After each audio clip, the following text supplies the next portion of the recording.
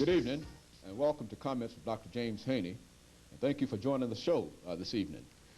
The topic this evening is the Navy's recruitment effort, and we're talking to Commander CWilliams from the Washington, D.C. area, who will give us some information relative to some of the efforts that the Navy is making in terms of trying to recruit minorities and females. Is that correct, Commander Williams?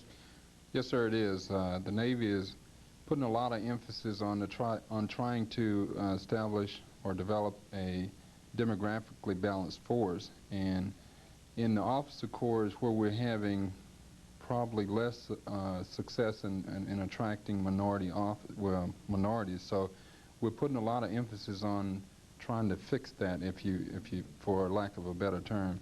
Really? So what we're doing is we're doing a number of things, and for the visit that we're making here, and when I say we, there are a couple of the officers that came down with me that are here on campus and in the area with me. We are on what we call a minority officer recruiting effort, or MORE team visit, to the various institutions in the area, and also doing television spots like your show. Commander, before we get into that, and we want you to give us some additional information in reference to most of your recruitment efforts, but before we get into that, let's look at the history. If you could give us some information about the history of the Navy's effort in terms of dealing with minorities, perhaps then and now. And not only that, to perhaps tell our audience something about the position that you occupy as a commander. What exactly is a commander? Start off from that point. Yes, sir. I'm a commander in the U.S. Navy, and to give, I guess most people are familiar with the Army or the Marine Corps, their ranks. A commander in the Navy is equivalent to a lieutenant colonel in those armed forces. So it's equivalent to an 05 across the board. And to answer the other parts of your question that you brought forth, the Navy had its first black officers, first black commissioned officers in 1944. It was an experiment to see if minorities could, and specifically blacks, could hold a position of a commissioned officer. In 1944, there were 13 individuals that were commissioned during this time, and there are still 8 of those individuals living, and we still use them to a great extent in our recruiting efforts to go out to share their experiences, their stories, successes in recruiting minorities to come into the officer corps. In my office up in the Washington, D.C. area, I serve as an advisor to Rear Admiral McKinney, who is the commander of the Naval Recruiting Command, and I advise him on matters affecting or that have to do with minority recruiting efforts. Now, what are some of the problems that, Commander, that is especially important in dealing with minority recruitment efforts? And of course, when we talk about minority recruitment efforts, we're also talking about female recruitment efforts too, if you will also include that information. Yes, sir. One of the biggest things that we find as we travel across the country is that in the minority community there is a lack of awareness about the opportunities in the Navy.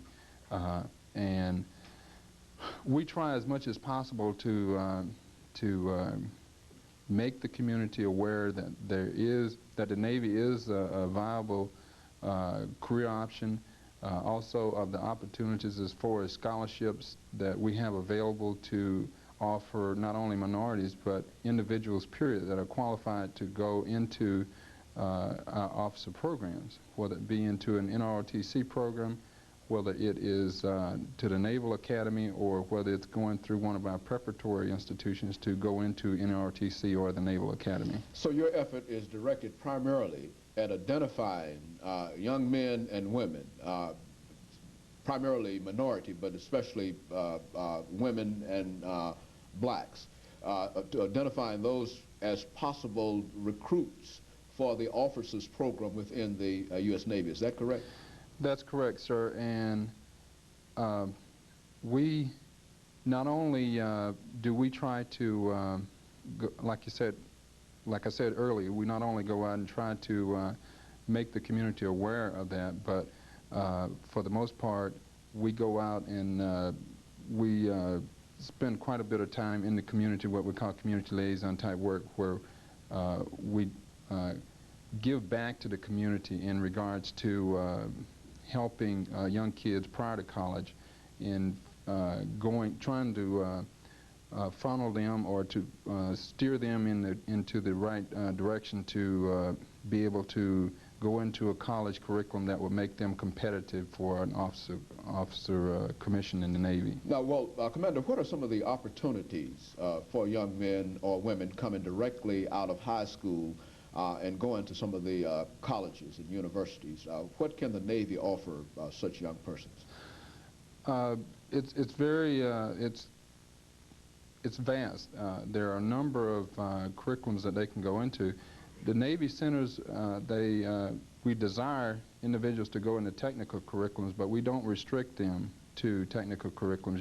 The individuals can go into liberal arts curriculums, and we have career fields that they can go into, but primarily because the Navy is primarily a technical organization, we sort of encourage them, if they don't go into a technical curriculum, at least take some of the technical courses like calculus, physics, chemistry, or something to that effect, to sort of enhance their chances of being successful in the Navy courses that they have to go through after they finish with the curriculums in the four-year colleges.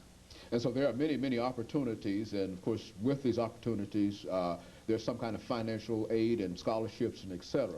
Yes, sir.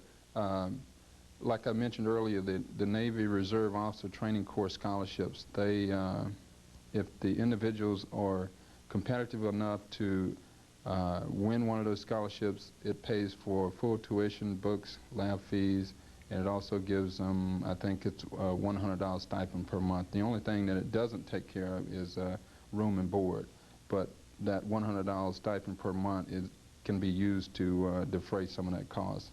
And like I said early on, the opportunities are many and varied, from aviation to submarines to surface ships, supply corps, medical, dental, intelligence, and I'm quite sure I've missed some, but we have local recruiters throughout the country that the individuals can get in touch with them and get specific information on whatever career field they may be qualified for. And so what you're really saying is that the Navy believes that it's important enough to move out and recruit among these various groups, and they've sort of placed your situation as an example to not only encourage students to become involved in the Navy, but also to encourage them to become involved in college and thereby become more productive citizens.